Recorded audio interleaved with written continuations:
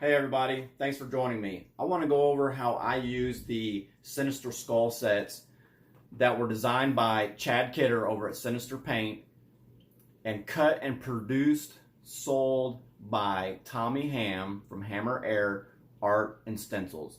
You can find both of these guys on Facebook. Tommy Ham's over at Hammair Art Studio and Hammair Art and Stencils on Facebook. And Chad Kidder's over at Sinister Paint on Facebook as well. So I want to go over how I'm going to use these stencils so you can see a non-professional point of view on how to make some really wicked skulls. So I was lucky enough that I got 2 sets of skulls sent to me to try out. So I'm going to show you real quick what the almost finished project looks like, and then I'm going to shoot you on over and we'll start on how I did it. So here we go. This is my panel that I use. So you can see that there are 2 different styles of skulls right here. And what's cool is each set comes with 1, 2, 3 different sizes of skulls. Again, here you can see the 3 different sizes of skulls. You have a small, a medium, and a large. So I'll go over how I lay down the base of them, and then we'll show you on the second part on how we rock out the detail. All right, guys, so stay tuned. I'm going to flip it around, and then we'll start the video on how I did these.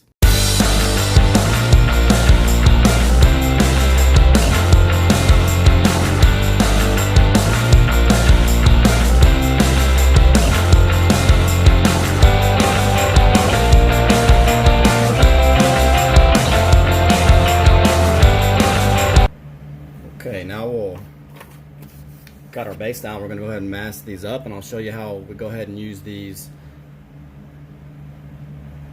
second part of the stencils so we can get our registration lines in. So basically you just want to go in, line them up to the cuts. What I'll do is throw a couple pieces of tape on there where we're not going to need the detail.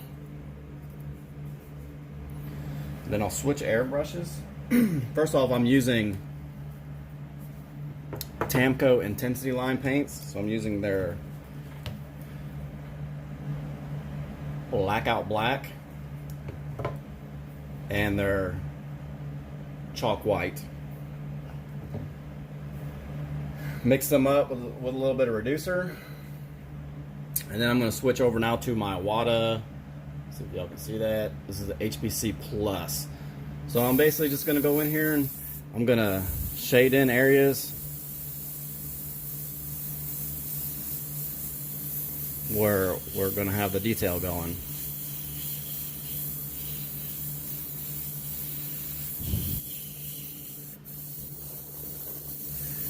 Get the teeth lined in.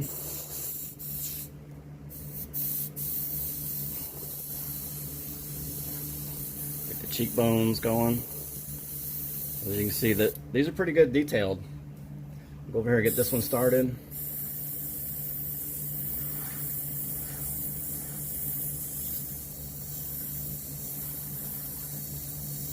So I'm not going like super dark or super detailed yet. All I'm doing is making my registration marks so that we can come in and actually do the detail work. Consider this kind of like basically you're mapping it out, right? So you know where you want it to go. And this one I actually put on backwards, but it's okay, we'll make it work.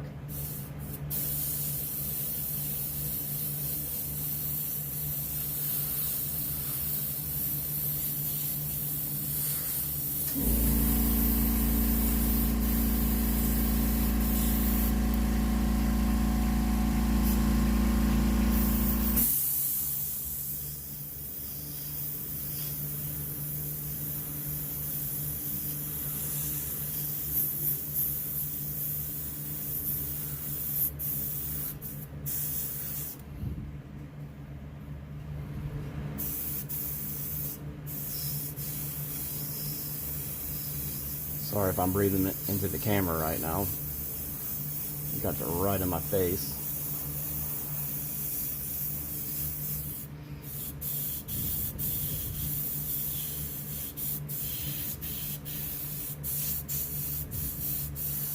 Okay, so now what we'll do is we'll pull this off. We'll pull these off. Kind of show you what we got going on here. See, there you go. The start of the skull. So as you can see, the details there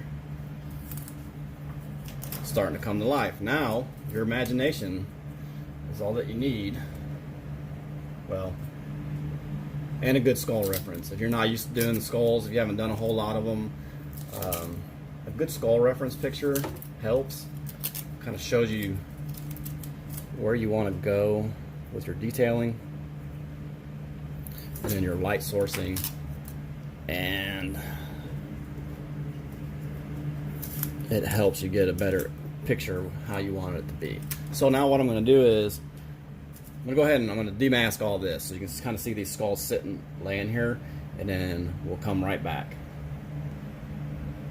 Okay, so now we have a demask, and you can see I've got some blow by on here, which, like I said, it's not a problem.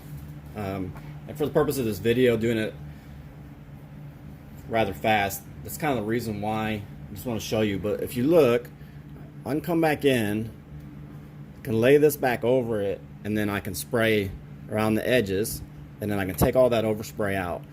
Right now I don't really know what I'm going to do with this background, so I'm going to leave it. Now, like I was saying earlier, you want to get yourself a good reference photo if you're not used to doing skulls, if you haven't done a lot of them. Also, you can pick up skull models. This is a miniature model. This is like a dental model, so you can see it's got all the details in it that you need. It'll give you all your cracks. It'll give you your little holes where the vein lines come in. It's even got the jaw that's going to move. You can position it how you want it. So it's not a bad little deal, right? All right, so I'll come back and then we'll do all the detail work and show you what to do, or how to do it, how to make these things look kind of cool. So stay tuned.